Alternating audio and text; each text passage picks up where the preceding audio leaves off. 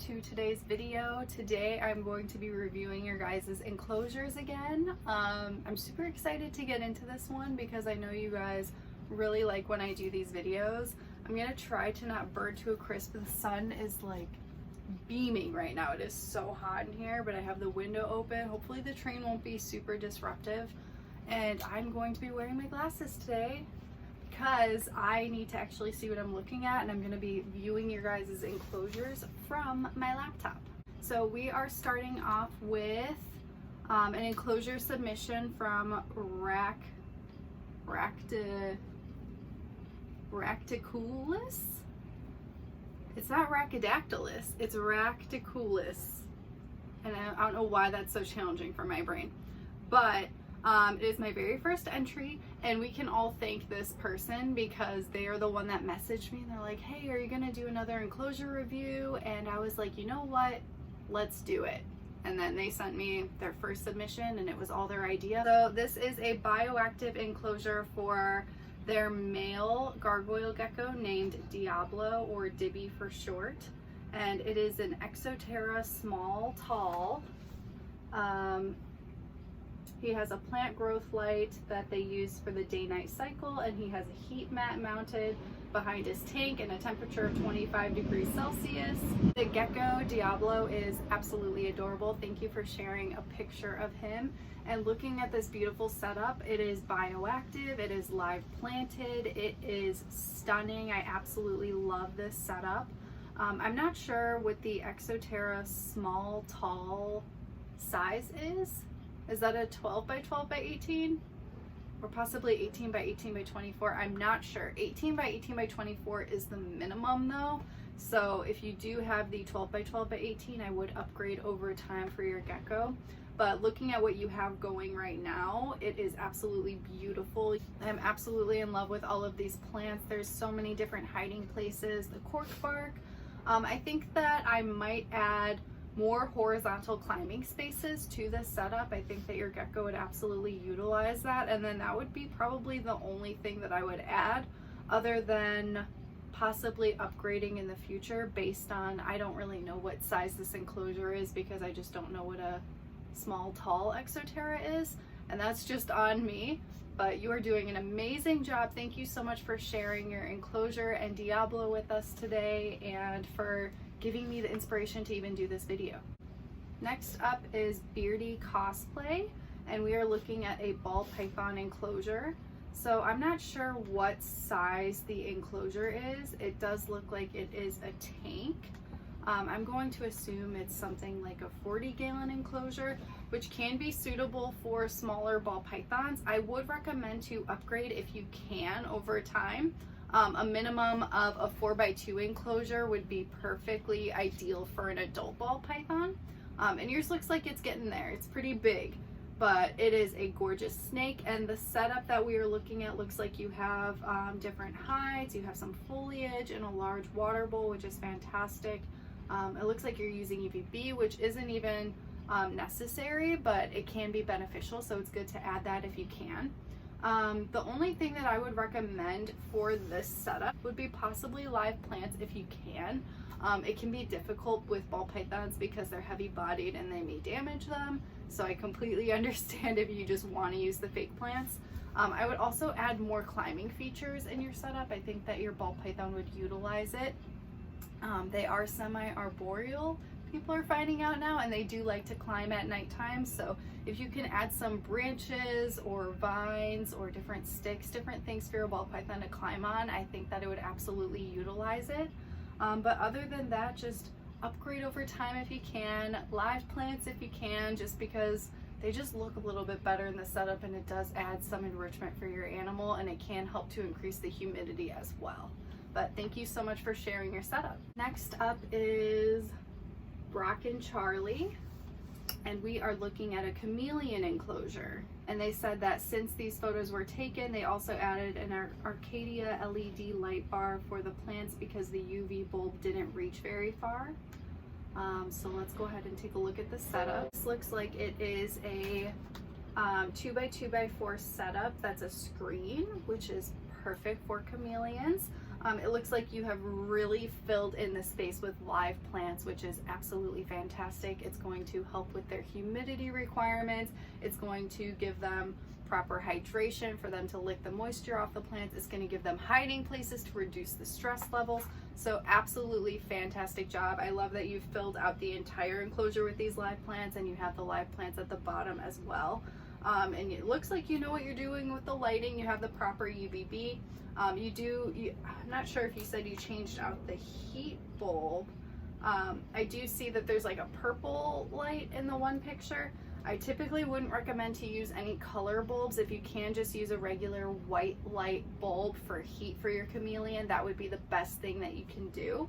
But other than that, you have everything down to a T. You have like all of these different textures, different thickness and branches for your chameleon to clamp on, which is good for their muscles for climbing. So everything else looks absolutely spot on, and this is a perfect example of a chameleon enclosure. So thank you so much for sharing it. Now that I'm looking at the last picture, which I didn't notice, it's not a screen, it's actually PVC, which can hold humidity even better. So just wanted to add that because I did say it was a screen. Screen or PVC could work. Again, it's just a matter of making a balance between the proper ventilation and humidity, but this enclosure is fantastic. Thank you so much for sharing it. Next up is Ravishing Reptiles YT. And we are looking at a corn snake and ball python enclosure. They are just like right next to each other. Both of these animals are so pretty. I am seeing proper amount of hides, a water bowl. All of the basic fundamentals are on point with these setups. What I would love to see in these setups is just more naturalistic plants and foliage in this setup. I do like that you have like a ladder in there for climbing and enrichment for both of these animals, which absolutely do need that, and that does help to fill in the space.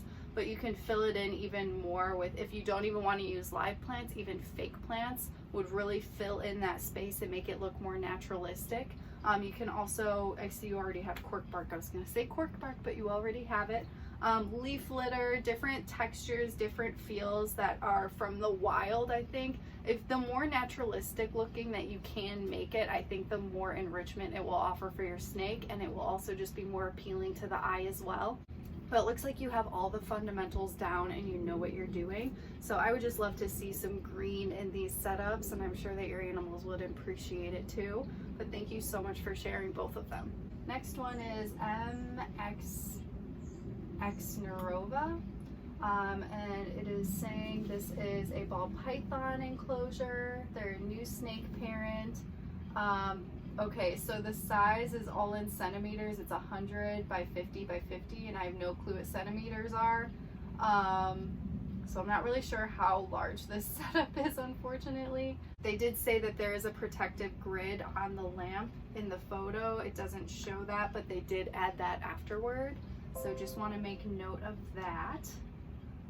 So this is a really interesting looking setup. It's definitely not one I've seen before, and I'm not too familiar with centimeters or what that would be in like inches.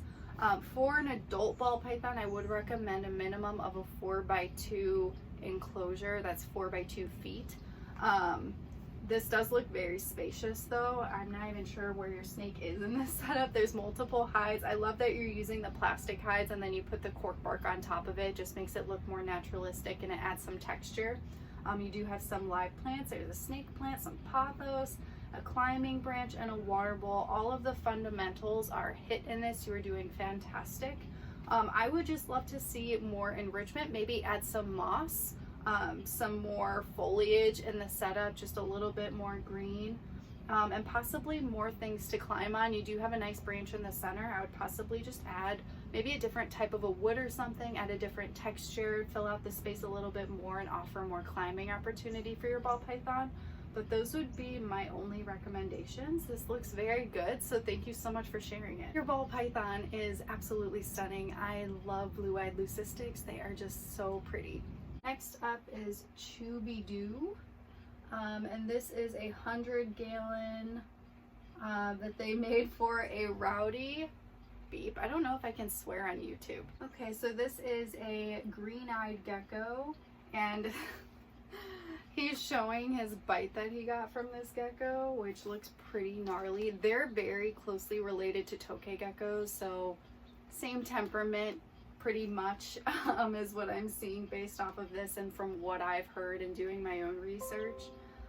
But these geckos are so pretty, and oh my god, if you look at this setup, is that like a real mushroom in the back? I don't even know, but this setup is absolutely stunning. It's huge, first of all. There's so much space for this gecko. It's a naturalistic background. There's cork bark, there's moss patches, there's live plants. I'm pretty sure it's bioactive. I'm seeing some leaf litter at the bottom. Just chef kisses to you. This is beautiful. Absolutely stunning. Your gecko is stunning. Just thank you so much for sharing. I don't have a single thing to add. Just keep doing what you're doing, and hopefully that bite heals quickly. Next up is the Doctor's Kryptonite, and we are looking at a setup for a leucistic Colombian rainbow boa, and this is in a Zen Habitats enclosure, which is 120 gallons. It is the 4x2x2, and it's exactly what I have my Brazilian rainbow boa in. So very, very spacious for this animal. Again, like, they do get pretty big. If you want to upgrade over time, the best thing about Zen Habitats is that you can just get an extension kit and attach a whole other 4x2 next to the one that you have and double the space and make it an 8x2x2. So I would love to do that for Bowie. I just need the space first. But the setup is looking beautiful. So there is a naturalistic background. I'm loving these moss balls that you have in this setup. All of these different textures going on, different hiding places, a large water bowl. There's like a giant branch for the snake to climb on in the center. This is just perfect. Like, this is what I love to see. And it looks like you only have a baby snake, so you just went all out and got like this amazing big setup and just decked it out for your baby, and it's gonna grow into this setup and just do amazing. So I love to see this. Thank you so much for sharing it. Next up is Kristen Osa, looking at another Brazilian rainbow boa enclosure. I'm not sure what size this is. It looks like a 4x2, so that's good. And it's also a baby, so again, like, you don't even have to start off with a large enclosure. You can go smaller and upgrade over time, but this is like the best thing that you can do if you can just give them a large setup, because they can just grow into it and they will utilize the space. And it's another fully decked out, beautiful, like, naturalistic background, this beautiful rocky background with different levels and textures and moss and live plants, large water bowl, hiding places galore. Just amazing. You guys are killing it this time. I don't even have anything to add again, so just keep up the amazing work. Next up, we have 8375 Nicole. This is a boa enclosure. I don't even have anything to say for this entire video because you guys are absolutely killing it. So this is a boa setup. I'm not entirely sure what size it is, but it looks very spacious. You can see the boa in there, and there's a lot of space. Completely decked out, naturalistic background, different textures, different climbing surfaces, different hiding, large water bowl, different crevices everywhere. Just what a lucky boa. Like, you guys are the best owners. Again, killing it. Thank you so much for sharing. Like, this whole video is just like a great video to just show examples and give inspiration to other people that probably have a similar animal and they're looking to set up their own enclosure. So this gives me inspiration just looking at this stuff too. So thank you so much for sharing it. Also, your boa is absolutely stunning, so love to see that as well. Next up is Ludi the One, and this is another ball python enclosure. I'm not sure what morph this ball python is, but it is so pretty. I love it. I don't know what it is. I'm terrible with ball python morphs, but like, I want something like this one day. This setup is very full of fake plants, which is fantastic. Adds green, adds texture, adds enrichment. The ball python has a nice climbing branch. It looks like there's multiple branches, which is fantastic. So the only thing that I would add to this setup would be to possibly upgrade. It does look like you have maybe a younger ball python. Again, I would recommend a minimum of a 4x2 enclosure. I think that if you take what you have and just increase the space, it would be absolutely perfect for your ball python. You're doing an amazing job. I would possibly add some live plants, which would help with humidity and enrichment and all that good stuff as well. Next up, we have Echo and Fig. This is Echo. She's so cute. These pictures are so adorable and derpy. I love it. And we are looking at Echo's enclosure, which is Bioactive. Wow, I want to live in this setup. Live plants, it's looking very moist and saturated in there. There's some leaf litter at the bottom. It's Bioactive. There's climbing surfaces. There's hiding places everywhere. This is a work of art. It's beautiful. Thank you for sharing it, and the inspiration is going to give other people because I love seeing this. It makes me so happy. Next up is Solo Wren 13. We are looking at a boa constrictor enclosure, another 4x2x2, so it's 120 gallons, extremely spacious. The boa constrictor is so beautiful. This setup looks so spacious for a boa. They're gonna get bigger, so of course, but you have a Zen habitats, and again, you can get the extension kit and grow on over time, which is amazing. It looks like you have a lot of nice pieces of cork bark. Those are amazing. They're huge, and that would function so great for a boa constrictor to hide under, and you can use that for a long time because they're so big, so your boa might have those for life. So that's amazing. I love the plants that you have in here. You have some live pothos. I would possibly just add more things to climb on, or a naturalistic background I think would look amazing in this setup. I think that it would add possibly more enrichment, more things to climb on. You can shove more fake plants into the background that way too, which is what I love doing. But I think that that can just help you to give your boa more opportunity for climbing and just a little bit more enrichment.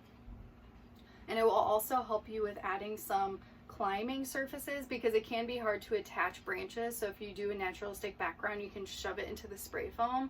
So that would be my only recommendations for this. Other than that, if you don't want to do that and that's not your style, that is completely fine. But it looks like you hit everything else perfectly that suits the needs for your boa, and you're doing an amazing job. So I love to see it. Thank you so much for sharing. Next up is Ivory Reptilian, and this is a blue tongue skink enclosure. Guys, so this is a 5x2x2 PVC enclosure, Arcadia UVB 7%, just tons of substrate for burrowing. Oh, it's a work of art. I love this. You guys have sent me like the best ones. This may be the best video. This is like a blue tongue skink heaven. It's extremely spacious. It is decked out. It is full of plants, hiding places, burrowing, everything. Like, I don't have a single thing to add. Thank you so much for existing and giving your skink an amazing life and sharing the photos today. Next up is Aristo Cass. This is a 4x2x2 Zen Habitats enclosure for another blue-eyed leucistic ball python, and I love to see them. This setup is so pretty. It's so pretty to look at. It's so spacious. So this is extremely suitable for even an adult ball python. Even if you have a smaller one, it can grow into it. Lots of different climbing opportunities, hiding opportunities, plants. Everything just looks beautiful. I don't know. I would possibly add my one thing to add would be moss. I think that a touch of green on top of the substrate, like the little moss pillow mosses, I love those. That would be the only thing I would add to this. Other than that, amazing job. I hope that your ball python loves this setup as much as I do. I think it's so pretty. Thank you so much for sharing. All right, and that completes today's video. I feel like I didn't really have many things to add because you guys are just absolutely killing it. Thank you so much for sharing. I hope that you guys enjoyed today's video, and I will see you guys in the next one.